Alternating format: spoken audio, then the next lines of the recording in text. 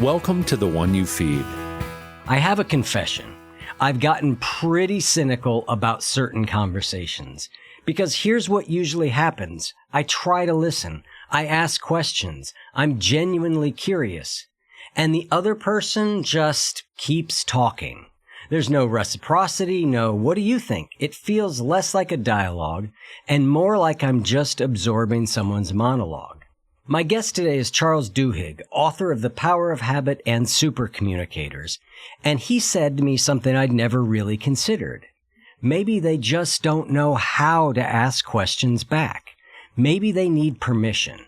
That really helped reframe some things for me. We also talk about why your exercise habit still requires effort even though you've done it 1,000 times, how 12-step programs are essentially habit rewiring, and why some online conversations could be fixed with basic politeness. I'm Eric Zimmer, and this is The One You Feed. Hi, Charles. Welcome to the show. Thanks for having me. I'm happy to have you back on. We're going to be discussing your latest book, Super Communicators, which we talked about in a previous episode, but I'd like to talk about it in the context of how we talk to each other in an increasingly polarized time. And I also want to talk about your classic book that I think is about 13 years old, but the audiobook you just re-recorded in your voice, The Power of Habit, which is a topic that I'm always thinking about. But before we do that, we'll start like we always do with the parable. And in the parable, there's a grandparent who's talking with their grandchild. And they say, in life, there are two wolves inside of us that are always at battle. One is a good wolf, which represents things like kindness and bravery and love. And the other is a bad wolf, which represents things like greed and hatred and fear. And the grandchild stops and they think about it for a second. They look up at their grandparent and they say, well, which one wins? And the grandparent says, the one you feed. So I'd like to start off by asking you what that parable means to you in your life and in the work that you do. Well, we're going to be talking a little bit about polarization today. And I think that polarization is a great example of this. Look, there is this instinct when we meet someone who believes something differently than we do, voted for someone different than we voted for, to try and beat them, right? To win, to kind of raise the flag for our cause and defend it valiantly. And that can feel really good in the moment, but it does very little to make this nation better, right? If you think about it, our country has always been at its best, not when we agree with each other, but when we disagree with each other cordially, when we know how to get along with our neighbors, even though we hold different opinions. And so for me, I think that there is this feeling of wanting to win, wanting to be right. And that's the bad wolf. And the good wolf is the one that says, look, I want to have a conversation with you. I want to understand where you're coming from, and I want you to understand where I'm coming from. And when we walk away from each other, we might not agree with each other. And that's okay. Yeah. Because the goal here is understanding, not for one person to be right and the other person to be wrong. So one of the things that I have found challenging is I agree with everything you just said. And I recognize like making my point it doesn't actually work, right? I'm probably not going to convince anybody who thinks something differently. But the conversations seem to be so like everybody comes at everybody else. So like I'm not saying I'm a saint. I'm trying to be in a receptive listening position, and the other person is not in that position. And so they do their thing. I might ask a couple questions, but there's there's very often no reciprocity where we're having dialogue back and forth. And so I think about like, what do we do when the other person doesn't want dialogue? Is it just, you just don't bother? Like, what do you think about that? So I think there's two things. The first is there are times when people don't want dialogue, right? Yeah. When I tell my kids that I want to talk to them about their rooms, I don't actually want to have a conversation about their rooms. I want them to go clean their rooms, right? And so if you're in a situation where the other person genuinely does not want to have a dialogue with you, there's very little you can do. But that actually happens very, very infrequently. What often happens much more frequently is that we misassume if the other person wants to have a dialogue or not. And you're exactly right. Some people who are more talented at communication, more comfortable at communication, what they can do is they can get into this pattern where they're asking questions and the other person isn't asking questions. And so what do we do at that moment? Well, there's two things that we can do. The first is we all have in our brain, hardwired into our neurology, this instinct for social reciprocity. which is when somebody proves to us that they're listening to us, when someone is polite to us, we have an instinct to listen back to them, to be polite to them back in return. And so one of the things that we have to do is, instead of just listening, we have to ostentatiously listen. We have to prove that we're listening. And there's a technique for this known as looping for understanding that I think we mentioned last time. And it has these 3 steps, right? Step 1 is you ask a question. Step 2 is when the person answers that question afterwards, you repeat back in your own words what you heard them say. And the goal here is not mimicry. The goal here is to prove to them that you're paying attention, to prove to them that you're actually thinking about what they're saying. And most of us learn to do this somewhat intuitively. It's step 3 that I always forget to do, which is when I'm done, to say, hey, I'm just wondering, did I get that right? Did I understand you correctly? Because what I'm doing in that moment is I'm asking them for permission to acknowledge that I was listening. And what I know is, if you acknowledge that I'm listening, that social reciprocity instinct in your brain, it will make you want to listen to me in return. So the best thing that we can do to get the other person to listen is we can prove that we're listening by demonstrating that we're listening. That's the first thing. The second thing is, and I do this myself all the time. Sometimes you get in these conversations, yes, question after question, the person doesn't ask you any questions back. Now you might think, oh, maybe they're just self-obsessed, or maybe, but it might also be that they just don't know how to ask questions. They're uncomfortable at it. They need permission.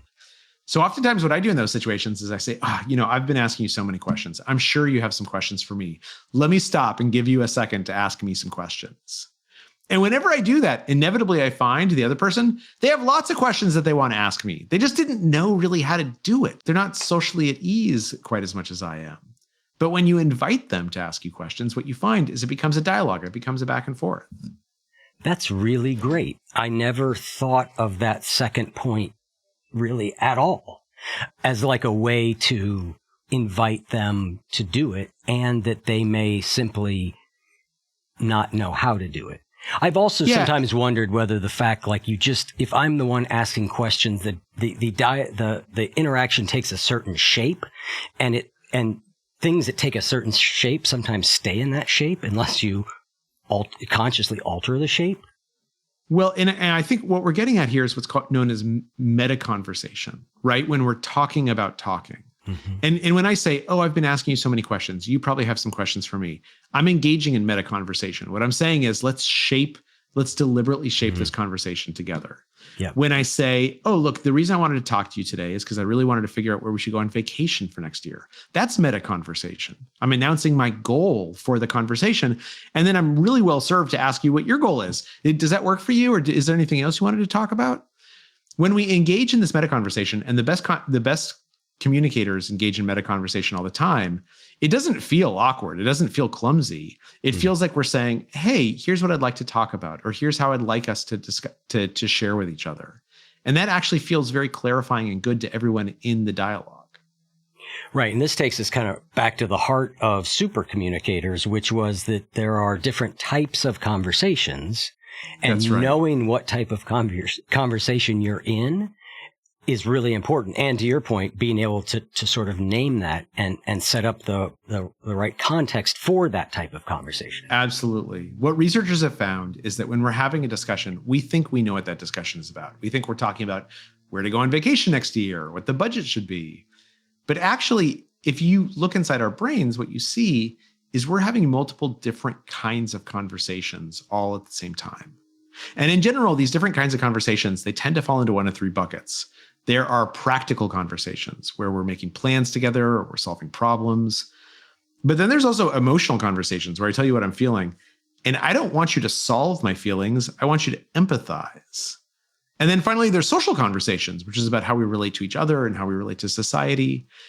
And all 3 of these different kinds of conversations are equally legitimate. But what researchers have found is if you're not having the same kind of conversation at the same moment, it's almost impossible for you to really listen to each other. It's almost impossible for you to feel connected to each other, right? If I come home from work and I'm having a bad day and I start complaining about my day, and my wife says, oh, here's a solution. Like, if you're not getting along with your boss, just take your boss out to lunch. Odds are I'm not going to be able to hear what she's saying. I'm going to get even more upset because I'm having an emotional conversation and she's responding with a practical conversation. Yeah. And they're both equally legitimate conversations, but we need to be having the same kind of conversation at the same moment.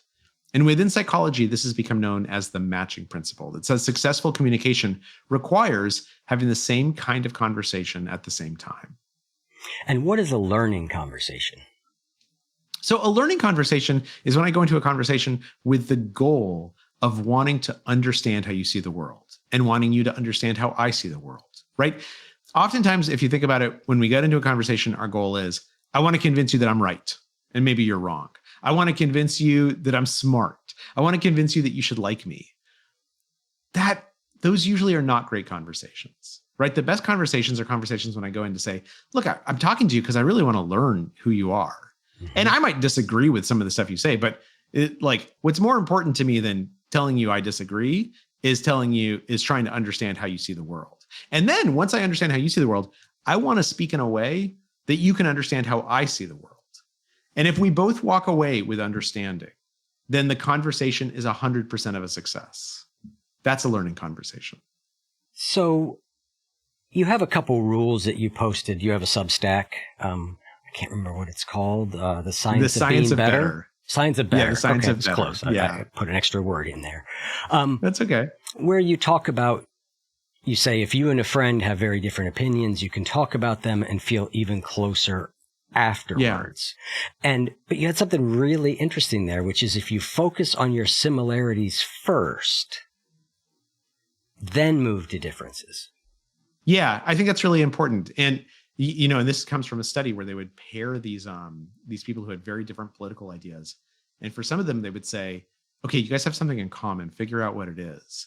And it was that they came from the same hometown, or they were both, into model trains or something like that. And so as soon as the two people figured out we have something in common, then they moved on to their differences. Their differences were much easier to discuss.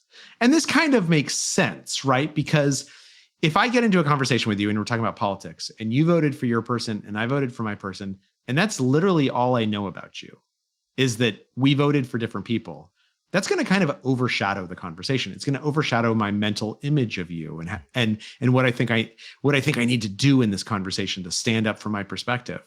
But if we start by saying, oh, hey, Eric, I know you grew up in Michigan and I grew up in Michigan. I think we actually went to high schools in the same town. Now we have something in common. Mm-hmm. And then when we start talking about our differences, that difference is not the overwhelming characteristic that typifies who I am and who you are. It's just one of many elements, right? And inevitably, we have something in common with everyone we bump into. We just have to figure out what it is. Mm-hmm. And once we've established that thing in common, we're much more likely to have a productive and a useful conversation about what we disagree about and both walk away feeling better about it. It strikes me that even in established relationships, that might be a good idea. So, I have friends who feel differently than I do on key issues, and we have a long history together. And yet sometimes the conversation is about that thing. And it occurs to me as you're talking that if I were to be warming the conversation up with reflecting on the songs we used to listen to together when we were 16, I've brought the similarities to mind in a way that they're sort of latent otherwise.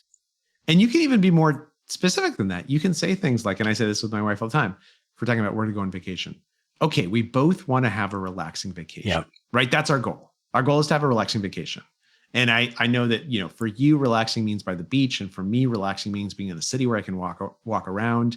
But since we both have this goal in common, let's see if we can figure out a place that satisfies both of our needs for relaxation. So I don't even have to talk about the songs we listened to when we were 16, although that's kind of fun. And that's a great thing we have in common. Yeah. What I can do is just say, actually, we have the same goal in common. And we have hunches of different ways to achieve that goal. But once we know what we have in common, it's a lot easier to find the path that satisfies both of us. San Sebastian, Spain.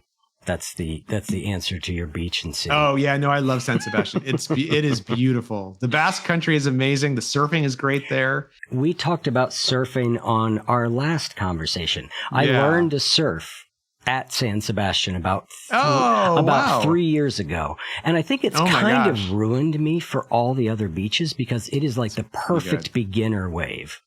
Yeah. No, it's a pretty nice place to learn. I mean, it's just, yeah. Anyway, let's not go too far down the surfing rabbit hole here. The other thing that you talked about a little bit was when we're online, that even somebody inserting something positive into like a comment thread often changes the flavor of the whole thread. Yeah. And it's not just positivity. It's actually politeness. Mm-hmm. So there was this really interesting study that was done where they looked at editors on Wikipedia, right? And people on Wikipedia, they get into arguments all the time, right? About what should be let in and what shouldn't be let in. And so they were looking at the most heated arguments. And what they found was if just one person started saying please and thank you, it kind of changed the entire conversation. Because as soon as one person is saying please or thank you, again, this gets back to the social reciprocity.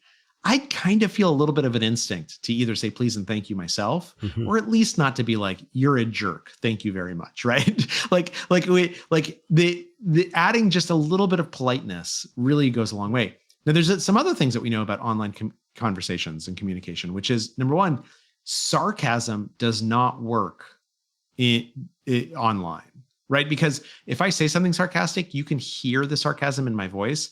If I type something sarcastic and you're reading it quickly, you think I'm being serious. Yep. And so that's a big thing is dial down the sarcasm, dial up the politeness. And then also this meta conversation really works online, right? To say like, hey, look, I think we're getting distracted here. The reason why I wanted to have this chat with you was because we need to figure out like what our lunch order, right? That's a meta conversation. And what you're doing at that moment is you're saying, oh, let's reorient this so that we can communicate with each other. Yeah. And as we're talking about this, I think it's worth noting, and I sort of said it early on, like these techniques aren't magic. They're not going to make somebody who's just a true troll not a troll, right? But it's going to shift the way that the most people respond, right? There's these outliers, but if we're talking about how most people respond, they're going to respond to, as you mentioned, reciprocity and politeness and. Yeah. No, I think that's exactly right. I mean, one of the things that we know about studies of internet trolls is you don't feed the trolls. If someone is there just to like make you upset, your best policy is not to interact with them. Yeah. Like you don't want to really have any, because that's what they're looking for. They're looking for a reaction. Yes. And if you deny that to them, hopefully they'll move on to something else in their life.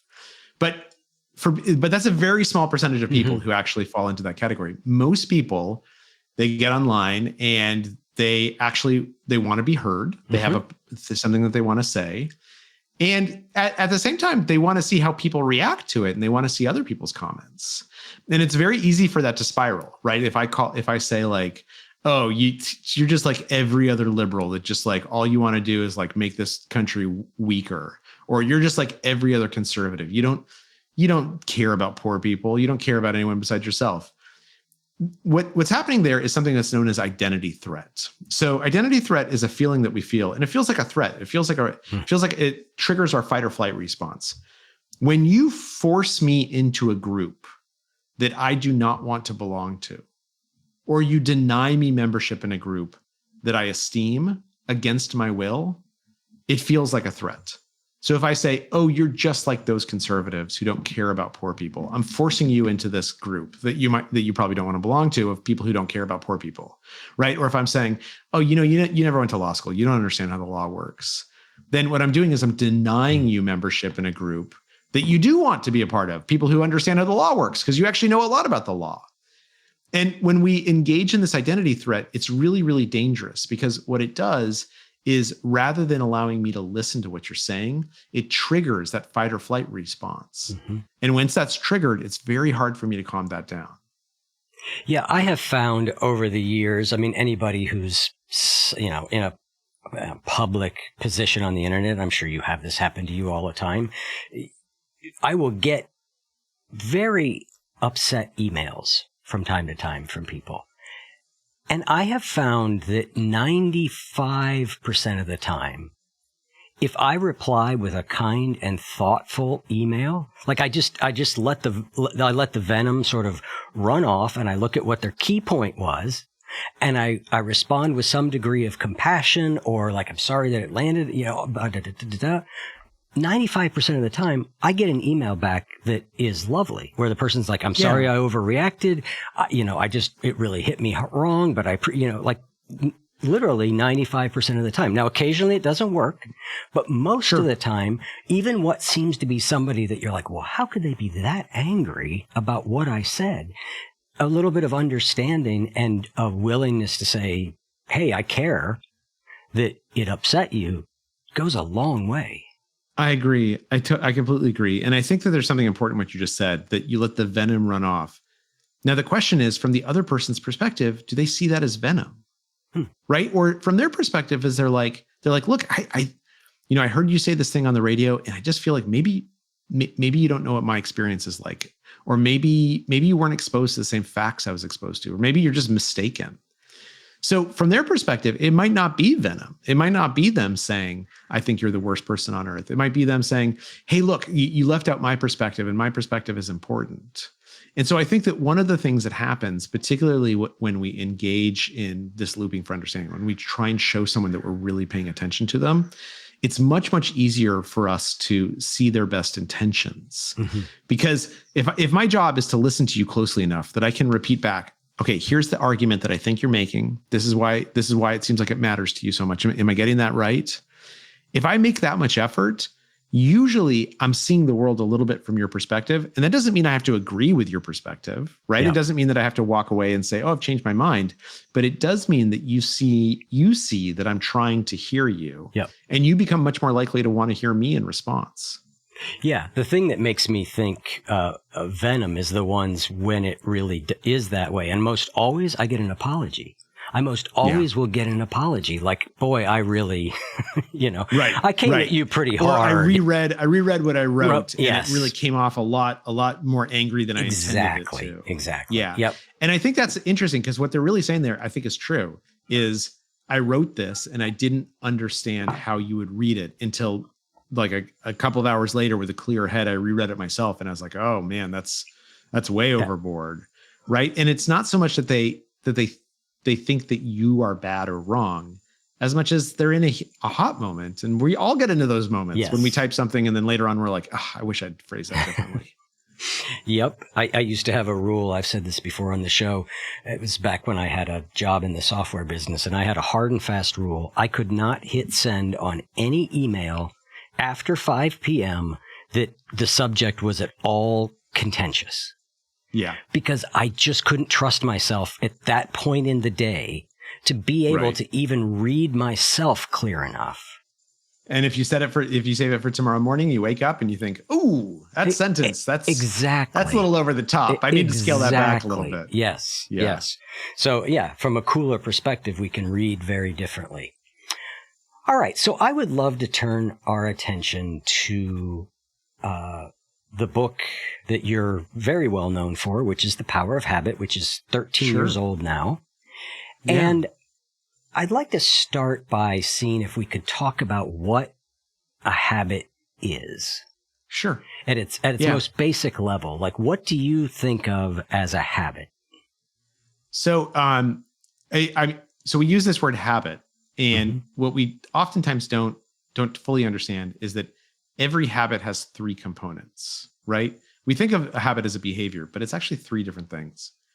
There's a cue, which is like a trigger for a behavior to happen automatically. That's the first part. Then there's the routine, the behavior itself, what we think of as the habit. And then finally, every habit in our life delivers a reward to us. That's the third part. And this is known as the habit loop. It's the cue, the routine, and the reward. And that means that, when I walk past that one ice cream shop, I start anticipating what a chocolate ice cream cone tastes like. So the cue is walking past the ice cream shop. The anticipated reward is that chocolate flavor. And so I kind of almost unthinkingly walk into the ice cream shop and I buy an ice cream, like I do every week when I walk past the shop, right? Yep. And that's the routine. And it's important because for a long time, we focused on the behavior, the routine. as something we should change. But what we've learned is that we get much more power in trying to influence the cue and the reward. That if we can identify or diagnose the cue and the reward, if we can sort of fiddle with the gears, then that behavior, that routine becomes much easier to shift. And so that's what a habit is. I like that point about cue being really important because it speaks to there being a consistent context.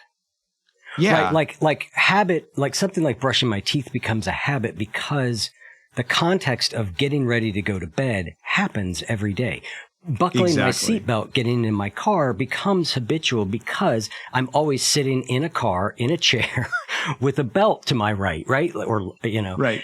And so I think that context thing is really important. And one of the things that I've worked with people with over the years, and I'd love to just hear you talk about, is that for a lot of people, particularly people like you've got a busy career. You've got kids who are 13 and 9 or 9th and 12th grade. 9th and 12th 14 grade. and 17. Yeah. So your life is very busy. Our contexts shift a lot.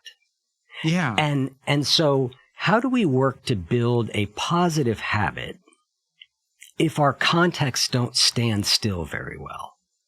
Well, okay. So what's interesting is that So let's talk about how habits work in our brain. Yeah. There's a part of the brain known as the basal ganglia. Every animal on Earth has a basal ganglia.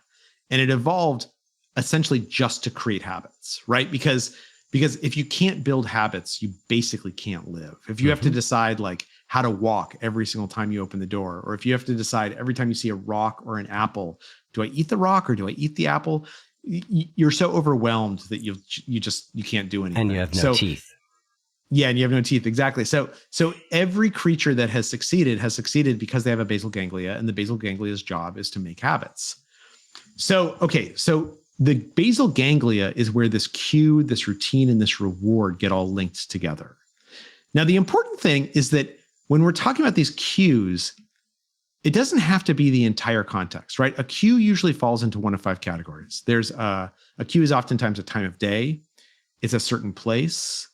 It's a certain emotion you're feeling. It's the presence of certain people, or it's a preceding behavior that's become ritualized, right? So let's talk about teeth brushing. I brush my teeth. If I take a shower and I don't brush my teeth, I do not feel clean. Like right now, if I feel my teeth, they feel fine. But if I took a shower and I came out of the shower and I felt my teeth and I didn't have that minty feeling in my mouth, I would feel like, oh, the shower isn't complete. I'm not totally clean yet. So for me, the cue for brushing my teeth has become associated with showering, right? And there's probably other cues as well in different settings, but showering is a big one.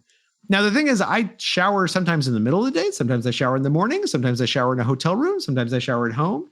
So it doesn't have to be exactly the same context for that cue to be powerful. And if someone's trying to, for instance, change the habit in their own life or create a new habit, let's say you want to go start exercising in the morning. The thing to think about is, what cues am I going to create for myself? So I'm going to put my running clothes right next to my bed, already laid out. So it's super easy to get into them as soon as I wake up, right? Or I'm going to set the alarm for 6 instead of 6:15 so that I have an extra 15 minutes to go into the garage and lift some weights. So I'm choosing a cue deliberately, and I might have a couple of different cues. I might be a time of day and a certain place and a certain behavior. I'm going to see which one will stick. And then equally importantly is to decide what reward I'm going to give myself as soon as the exercise is done, right? Okay, as soon as I'm done exercising, I'm going to let myself have one of those chocolate protein shakes that I really, really like, or a nice smoothie or something like that. And the reason why that's important is because oftentimes when we're trying to build a habit, we don't give ourselves a reward afterwards. We sort of assume that the behavior itself should be a reward enough. But our brain pays attention to rewards. And if we're not giving ourselves a reward, our brain says, I'm not going to make this behavior easier. I'm not going to link these things together. So choosing a cue and choosing a reward is really, really important in building a new habit. So I've asked this question of many different people on the show, and it's this. If reward theory is correct, which I believe it certainly is to some degree, every single time I've exercised in my life, within minutes of being done, I have thought, I'm glad I did that. I feel better. Yeah. And yet, I mean, and I've got thousands of reps at this point, decades of reps of like 100%.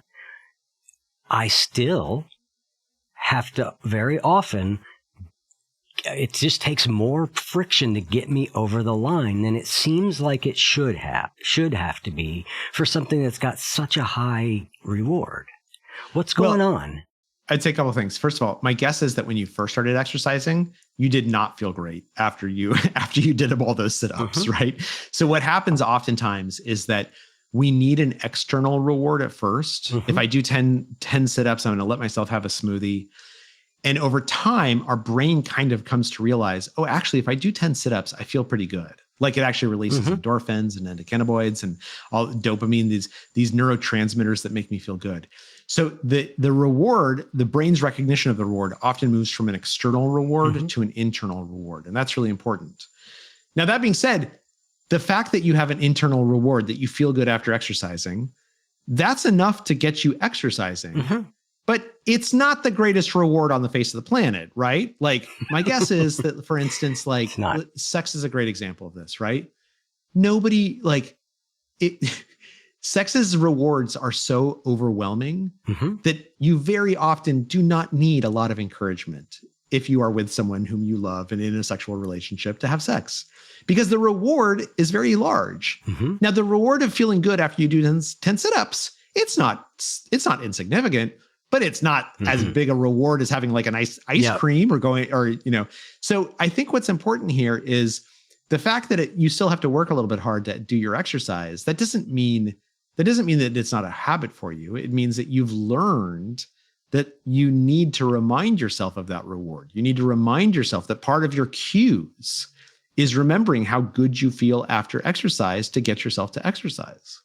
Right. And I think that gets to my question about like, how do we define a habit? Because I would say from one view of exercise, I have an exercise habit. I do it 5 days a week, almost always, year after year, right? So in that way, it happens, right? But it doesn't feel automatic in the way that brushing my teeth feels automatic, right? Well, because it takes a little bit more effort, but they're still both habits, right? I mean, let's take, for instance, you probably takes more effort to brush your teeth than it does to breathe, right? True. And actually, you can stop breathing for a good until the carbon. Until basically you have a buildup of carbon dioxide in your blood, you don't have to breathe. You don't have an instinct to breathe.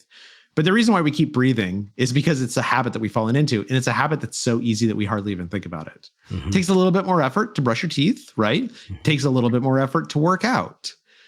That doesn't mean that any of them aren't habits. And a habit doesn't mean it's something that happens thoughtlessly.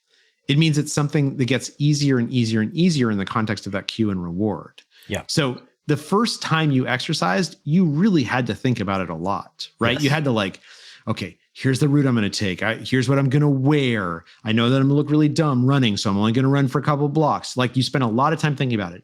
A couple of weeks in, you're like, oh yeah, just throw on the clothes. Like, let's just go for the run. What happens is that our basal ganglia makes that behavior, that chunk of behaviors, the cue, routine, and reward, easier and easier and easier. That does not mean it becomes completely thoughtless, but it does mean that actually your brain spends less time thinking about that habit loop as time goes on. That's a great way to think of it. I often think of it as momentum, right? That there's a certain momentum. Certain behaviors in my life have a momentum to them. Yeah. That is really strong. And if I, there's been times over the last couple decades where I will get completely off track with something that's a habit, for a few weeks, a month. And the effort then that it takes to get going again is, 20 times what it takes me today. Yeah. Because I have either, habit, momentum. So let's talk about this habit loop in a little bit more detail, because it's kind of the heart of what you just laid out is what makes something a habit. So walk us through each of the components of it and give us an example of each. Okay. So as I mentioned, a cue falls into one of these 5 buckets, right? Let's say that, like my teeth brushing habit. the cue for that is a preceding behavior. It's taking a shower. And that triggers this craving for that minty feeling in my mouth. It's not a huge craving, right? It's not a craving. I mean, if it's not convenient, if I'm rushing out the door, I'm not going to be consumed by it all day long, but it's enough to remind me to go pick up my toothbrush and make that really easy. You're not robbing somebody for a tube of Crest toothpaste. Exactly. So that's how cues work. And rewards are just something that we enjoy. Now, the problem is that sometimes we create a habit and we give ourselves a reward that in theory is rewarding. Like sometimes people say like, okay, I'm going to go for a run this morning. And if I do, my reward is I'm going to eat I'm going to let myself eat some kale chips. Kale chips is not a reward, right? Nobody's like, oh man, kale chips. I love these things so much, right? So you need to give yourself a reward that you actually find rewarding. Here's another thing that people do, right? They say, okay, I'm going to go running tomorrow morning. So what they do is they wake up and they're sort of in a hurry to try and figure out what their running clothes are. They go out, they go for a run, they come back, the kids are late for school. And so they rush through a shower and then they're rushing to get their kids to school. And finally they make it to their desk and they're like, finally I get to calm down. What they basically did is they punished themselves for exercising, right? Now your brain pays attention to those punishments and rewards. And it says, I don't want to make running easier. Like whenever you go running, it's kind of a nightmare afterwards. That seems like a sign that this is a bad behavior. So we really have to be deliberate about giving ourselves rewards that are genuinely rewarding and not letting ourselves think that like, just because we want it to be rewarding, it will be. So let's flip it on its side. We're talking about if I want to do a behavior, I want to set up a key, I want to engineer a cue to happen that will start off a behavior, which will then have a reward. And then that's going to make it easier to start the loop again the next time. So if on the other hand, I want to stop a behavior, the term we might use instead of cue, at least coming out of the recovery movement, is trigger. Right. That's almost the negative basically connotation. Right. It's the same thing. Yeah. Something happens. I start to get stressed out as I'm hanging out with my children. Now, is there, and then there's a behavior, then there's a reward. What we've got in our mind is we have a reward out there that we think is coming, and we want that reward. Yeah. You're right. It's a little bit different when we're talking about changing habits as opposed to creating habits. And there's this expression, which is a terrible expression, break a bad habit, right? What we know is that if you try and break a bad habit, if you try and extinguish a habit, you can usually through willpower do it for a little while, but oftentimes your willpower is going to give out at the worst possible time when you're stressed, when you're overwhelmed. And at that moment, you're going to say like, screw it. I'm just going to go get a drink. So how do we handle that? The first thing is that we have to train ourselves to figure out what the cue and the reward of this old habit is, right? Okay, I know that I feel like I need a drink every single time that I'm stressed. So for me, stress is the trigger. Stress is the cue to have a drink. And what's the reward that it gives me? Well, like my body relaxes. Like I sort of say to myself, okay, I can't worry about that anymore right now because I'm having a drink. I'll just put it off for tomorrow, right? I get to relieve some of that stress. Okay, now I know what the cue and the reward is. That pathway exists in my brain, the cue, routine, reward. If I try and extinguish it, I can for a little while, but it's going to be really hard. What's much better is instead of breaking a habit, simply to change a habit, to find a new routine that corresponds to that old cue and that delivers something similar to that old reward, right? Okay. So when I get really, really stressed, here's what I'm going to do. Instead of going to a bar, I'm going to go to a meeting, right? And I'm going to talk about what's stressing me and out. And I know that if I do that, I'm actually going to feel better. It's going to make the stress go away. So now I have a new routine that corresponds to that old cue and that old reward. And that's a much better way to change your behavior. 100%. So to sort of try and summarize this, when we're trying to create a habit, we are deliberately engineering a cue and a reward, right? We're very much focusing on the cue and reward. If we're trying to get rid of a bad habit, we may be able to do some work on cues. It's a good idea not to put yourself in triggery situations if you don't have to, but sometimes they're unavoidable, right? Yeah. Getting stressed is an unavoidable cue. It's an emotional state. I can't turn it off. So I'm going to have a cue. And when I have an uncomfortable state, I'm going to want a reward, even if that reward is losing that uncomfortable state. So I can't necessarily change the cue, and I can't change the fact that I want a reward. What I can change in that case is the behavior that sits in the middle.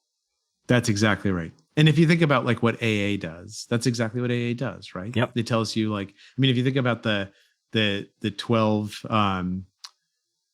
steps, like one of them is that you go and you acknowledge all the mistakes you've made, and that's basically forcing you to recognize all of your triggers, all of your cues, right? And then you're told to focus on how to get what you're looking for in other ways, right? Like if I'm feeling stressed out, I can come to a meeting.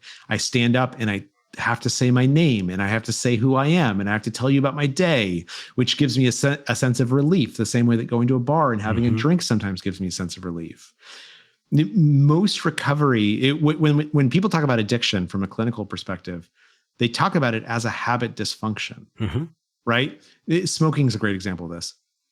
So you're only physically addicted to cigarettes for about 100 hours after your last cigarette. By then, the nicotine has left your bloodstream. Yep. But we all know people who crave a cigarette a year, 5 years, 10 years 100%. after they give up, right? That's not physical addiction. That's a habit dysfunction. And a habit dysfunction exists in the same part of our brain as the physical addiction. And so it feels exactly the same. But the way that you handle it is you look at it as a habit and you figure out that cue and that reward, and you find a new routine to put in the middle of them. Yeah, I mean, we used to have a phrase in recovery, which is like, I mean, if all you need is to get sober, just go to jail for a little while. You will be physically sober, right?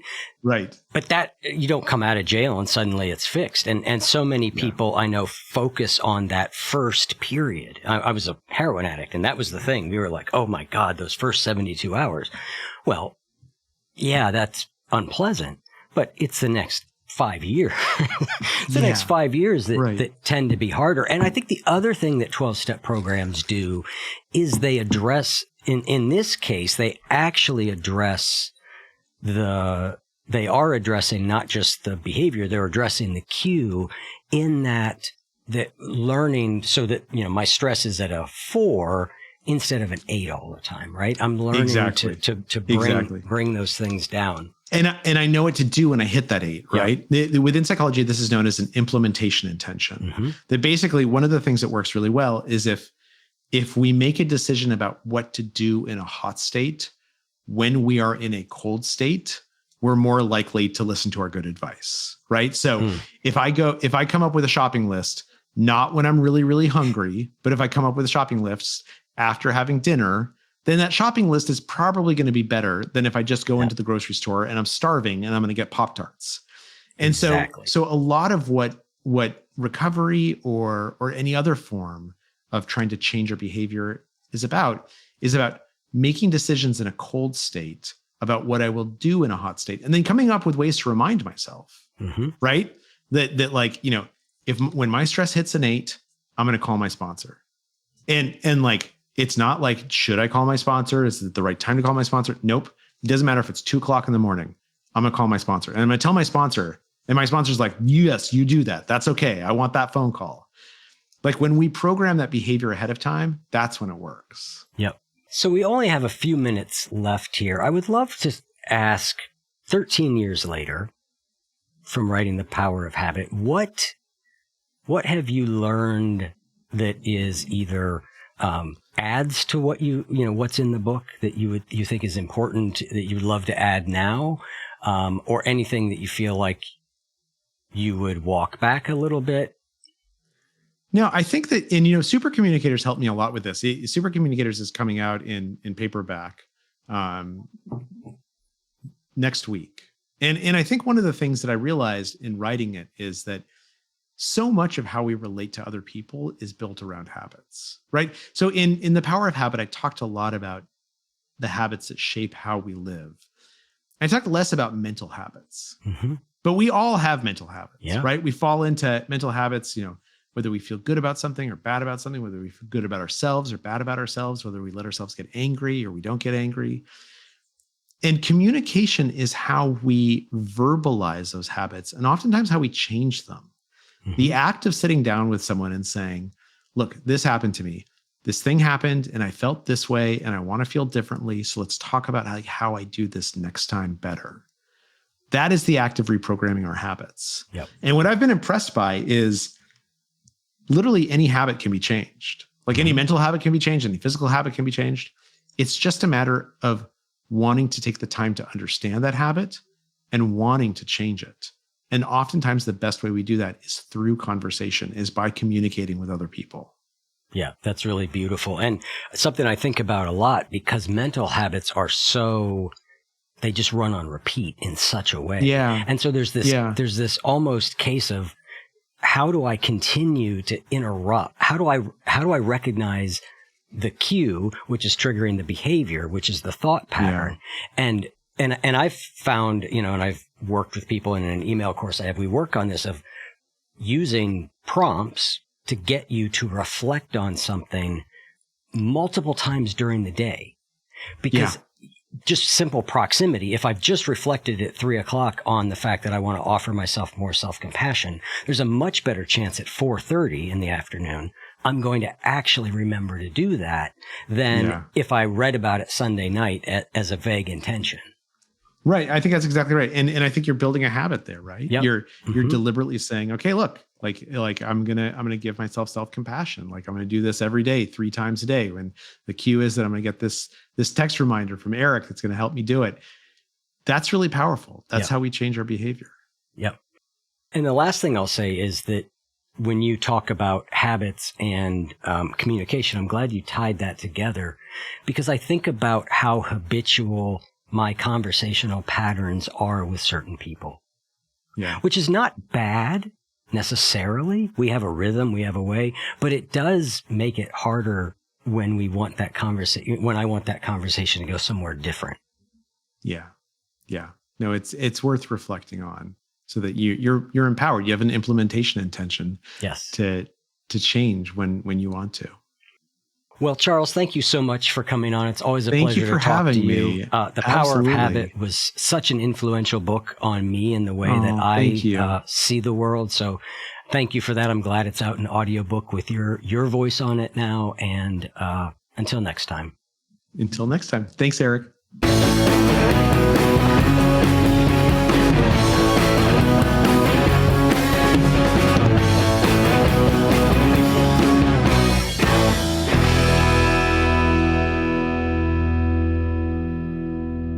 If what you just heard was helpful to you, please consider making a monthly donation to support the One You Feed podcast. When you join our membership community with this monthly pledge, you get lots of exclusive members-only benefits. It's our way of saying thank you for your support. Now, we are so grateful for the members of our community. We wouldn't be able to do what we do without their support, and we don't take a single dollar for granted. To learn more, make a donation at any level, and become a member of the One You Feed community, go to oneyoufeed.net/join. The One You Feed podcast would like to sincerely thank our sponsors for supporting the show.